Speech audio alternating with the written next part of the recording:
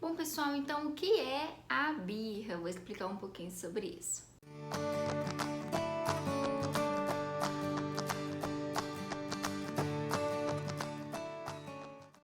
Bom, a birra é uma reação natural, tá? Que faz parte da maturação emocional e neurológica da criança. Então, toda criança vai fazer birra, Karine? Sim, toda criança vai fazer birra, tá? Por quê? Porque é como as crianças dão conta de lidar com situações. Algumas crianças vão fazer mais birra, outras crianças vão fazer menos birra, sim, que a gente tá lidando com pessoas, eu já falei sobre isso aqui, né? Mas todas as crianças vão fazer birra em algum momento aí, né, da idade. Ah, Karine, mas uma criança de 7 anos fazer birra é normal? Calma, pausa, tá? Não é esperado que uma criança de 7 anos faça uma birra, 6 anos faça uma birra. É algo esperado para uma idade de 2 anos, de 3 anos, 4 anos, até 5 anos, tá?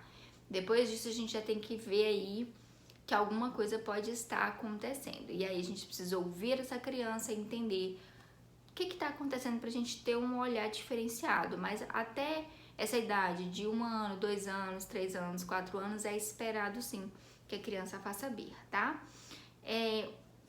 O que pode desencadear a birra? Um monte de coisas, tá? O uso de telas, muito uso de telas, né? O confinamento agora, nós estamos, não sei quando você está vendo esse vídeo, mas agora nesse momento estamos em pandemia de Covid-19, então as crianças estão ficando mais em casa, estão ficando mais estressadas, não estão podendo sair, não estão podendo se divertir. Tudo isso pode aumentar, Karine, as birras? Sim, pode aumentar as birras. Por quê? Porque aumenta o estresse, porque aumenta o cortisol, né? O hormônio do estresse, ele vai aumentando, os pais estão mais estressados, as crianças estão mais estressadas. Então, sim, ficar hiperestimulado pode aumentar o estresse, sim. Não ter as suas necessidades atendidas pode aumentar o estresse, sim. E isso tudo pode desencadear, então, as birras, tá? Então, é importante a gente olhar o que há por trás da birra. Crianças muito pequenas não têm capacidade neurológica para tomar decisões assertivas. Então, você vai precisar, às vezes, tomar algumas decisões, sim, pelo seu filho, porque ele ainda é muito pequeno, tá? E ele tem uma imaturidade que tem a ver com o fisiológico dele, ele ainda não cresceu o suficiente. Então, vamos lá, vamos fazer um exercício aqui, tá? Quero que vocês imaginem aqui que esse aqui é o cérebro, tá? Bom, nosso cérebro tá todo formadinho aqui. Nesse cérebro nós temos aqui, ó, bem no início aqui, ó, o córtex pré-frontal, tá?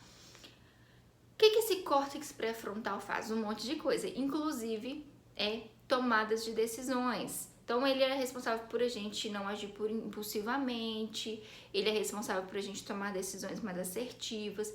E esse lóbulo pré-frontal aqui, ele termina a maturação dele por volta dos 24 anos de idade. Ou seja, o seu filho de 2 anos, de 3 anos, de 4 anos, ainda está em formação, tá? O que acontece? Nós temos aqui o nosso lóbulo pré-frontal. O que acontece quando a gente fica com raiva, por exemplo, tá? O nosso cérebro, ele faz isso aqui, ó. Ele desliga essa nossa capacidade de tomada de decisão pra gente ter uma ação.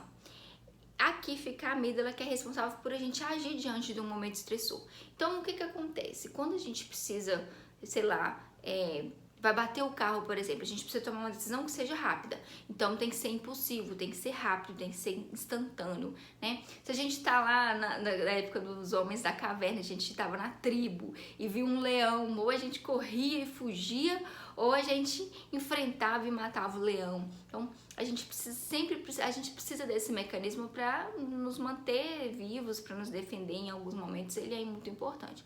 Só que a gente faz isso em momentos de raiva, quando a gente fica com raiva, não sei se vocês já ouviram essa expressão, muita gente usa muito essa expressão, assim, nossa, parece que eu fiquei cego de raiva na hora e não consegui pensar em mais nada. É por causa que isso aqui acontece.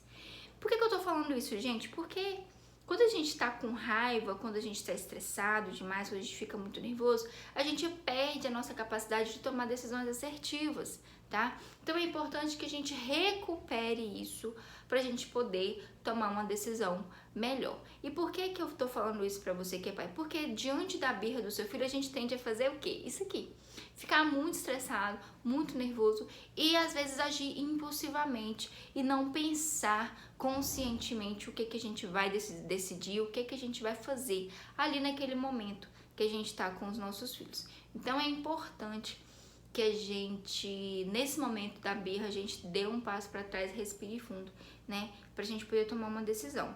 Então, a birra, geralmente ela tem duas etapas, tá? Que é o gatilho, que foi ali o que causou a birra, o copo do Batman. Vou usar o exemplo do copo do Batman. O que aconteceu? Naquele momento, o meu filho estava estressado e ele queria o copo do Batman, eu dei ele o copo do Homem-Aranha e isso foi o gatilho, tá? Que geralmente as pessoas chamam de bobeira. Foi por causa de uma bobeira que ele explodiu ali, teve aquela explosão emocional. E a outra etapa é a razão da birra, tá? O contexto. Será que essa criança, ela tá com estresse, ela tá estressada? Será que ela tá com um cortisol dela tá alto? Será que essa criança tá tendo todas as necessidades dela atendida? Porque isso também vai falar, por exemplo, o seu filho tá fazendo birra. Como que tá sendo a intensidade dessa birra? Isso tá sendo constante. Então a gente tem que ouvir aí o que tem por trás dessa birra pra gente poder ajudar essa criança. E pra gente fazer isso, a gente não pode estar, né, com raiva, a gente tem que estar consciente dos nossos atos, do que a gente tá fazendo. Então, o que pode causar uma explosão? Vou até colocar uma imagem aqui, né, que a gente tem, né? A birra, ela é a ponta do iceberg. O que tem por trás da birra pode ser um monte de coisas, né? E a gente vai ter que ter esse olhar. Pode ser fome. Eu vejo muito isso. A minha filha se passa da hora de comer, e toda hora chora e toda hora quer colo. Por quê? Porque ela está com fome. Se tá com sono, a mesma coisa. Começa a chorar, né, muito, começa a ficar irritada porque tá com sono, né? Essa criança tá cansada, ficou brincando o dia todo na piscina. Obviamente, no final da tarde, provavelmente seu filho vai fazer uma birra. E aí, Karine, o que eu faço com essa birra? Nada. Você vai ter que ter essa consciência de que essa birra acontece porque o seu filho ainda é um ser humaninho pequenininho que ainda não desenvolveu neurologicamente, não tem capacidade para lidar com as emoções. E você, que é o adulto, vai ter que lidar com as emoções dele, tá? Então, saber disso vai te ajudar a alinhar o seu pensamento e entender, cara, eu fiquei na piscina com meu filho o dia todo. Quando for 5 horas da tarde e ele não tiver dormido e ele estiver cansado, ele vai fazer uma birra. O que eu posso fazer? Talvez ajudar ele a lidar com essa emoção no momento da birra, respirar fundo, usar técnicas de respiração, dar um colo para ele se acalmar. São coisas que a gente pode fazer, tá? Mas tem coisas que são mais óbvias como isso, tem coisas que não são. Como, por exemplo, saudade da mãe que foi trabalhar, que ficou em casa durante a licença maternidade muito tempo. E aí essa mãe começa a trabalhar e essa criança pode ser que comece a ter mais birras. E é uma coisa menos óbvia. Outra coisa que pode acontecer é uma viagem, né? O pai faz uma viagem e essa criança começa a fazer mais birra. Uma outra coisa que pode acontecer é a chegada de um irmão, porque essa idade de 3 anos é muito comum, né? A chegada de um irmãozinho e essa criança aumentar aí as birras. Por quê? Porque essa criança está tentando lidar com as emoções. E como ela é um ser humaninho que não sabe lidar com as emoções de forma assertiva, objetiva, ela vai chorar. E aí a gente vai ter que ouvir esse choro, que geralmente a gente não quer ouvir, né? Geralmente a gente não quer ouvir o choro da criança, mas é importante a gente ouvir o choro, porque o choro é uma forma de comunicação. E é como os nossos filhos conseguem se comunicar com a gente, é através do choro, tá? Então, pega esse iceberg. A birra é a ponta do iceberg. O que tem por trás da birra, você vai ter que tentar aí, ó, procurar e eliminar. É o excesso de telas? Vamos eliminar. É sono? Vamos fazer uma rotina. Tudo isso você vai aprender aqui no curso, tá? Será que é fome? Tá dentro da rotina também. Será que é saudade dos pais? Vamos fazer uma ligação para sua mãe, vamos fazer uma videochamada, entende? E aí você vai ajudando seu filho quando você vai tentando ali interpretar de alguma forma ali o que tá acontecendo, tá? Então, é importante a gente saber o que é a birra, os gatilhos dos nossos filhos, a gente sempre tem os gatilhos. Tem coisa que te estressa mais, tem coisa que te estressa menos, né? E sabendo dos gatilhos, você vai conseguir aí ter uma assertividade maior até para poder evitar essa birra, porque evitar a birra vai ser mais importante até do que saber o que fazer durante a birra, que é o próximo vídeo, tá? Mas é importante então que a gente saiba que tem a birra e tem todo um contexto por trás da birra, e ter esse olhar vai nos permitir não olhar só a birra, porque birra, gente, todo mundo faz. Até adulto faz birra. Às vezes o adulto chega lá e ele bate a porta do carro, né? Fica nervoso com alguma coisa. Ninguém fala lá, tá fazendo uma birra. Todo mundo fala assim, tá nervoso, tá cansado, tá estressado com o trabalho, alguma coisa aconteceu, né? Tá chorando. Nossa, é porque alguma coisa aconteceu no trabalho, estressou com alguma pessoa. Mas quando é com a criança, a gente fala que ela tá fazendo birra. Ela chorou, é birra. Ela tá com raiva, é birra. Ela tá chateada, é birra. Ela tá magoada com alguma coisa, é birra. Então a gente precisa começar a validar mais os sentimentos, porque todos nós temos um limite, né?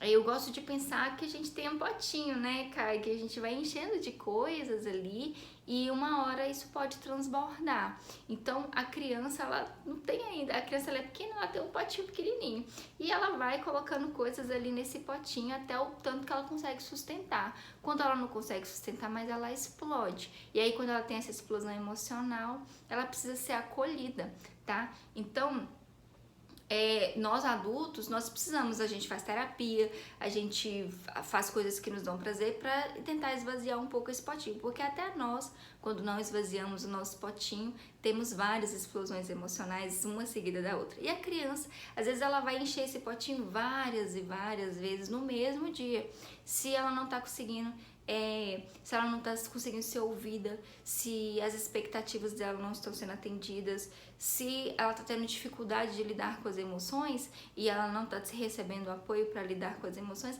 ela pode sim ter várias explosões o dia todo.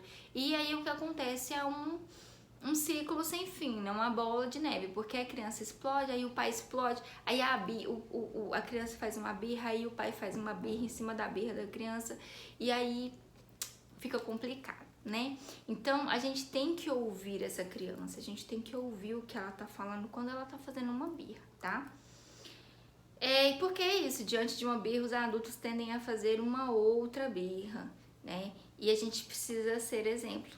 As crianças aprendem muito com as nossas reações. Então, se diante de ver se faz sentido para você, mas a criança grita, aí o pai grita com a criança para a criança não gritar. E aí é tipo, a criança fica assim, como assim, cara? Aí fala, não bate no coleguinha, mas aí eu bato em você pra você não bater no seu coleguinha. Entende? Então a gente tem que entender que a forma como reagimos é fundamental para determinar como será a reação das nossas crianças. Eles vão olhar e eles vão espelhar sim, tá? Não é para gerar culpa em ninguém não, tá, gente? É pra gente entender qual que é o nosso papel. Já falei muito sobre isso aqui. Qual que é o seu papel na vida do seu filho, e através de saber qual que é o seu papel, você vai sim estar espelhando e ele vai espelhar você sim, e pensar nisso é importante, tá? Então não adianta eu bater no meu filho para ele não bater no colega. Não adianta eu gritar com meu filho para ele não gritar. Entende? Vamos tentar fazer isso de uma forma diferente, para que faça sentido, tá bom? Então assim, é importante que a gente entenda que como eu estou reagindo também é uma forma de ensinar o meu filho como reagir. Não é só sobre o que eu falo, também é sobre o que eu faço, tá? E é isso. Até o próximo vídeo.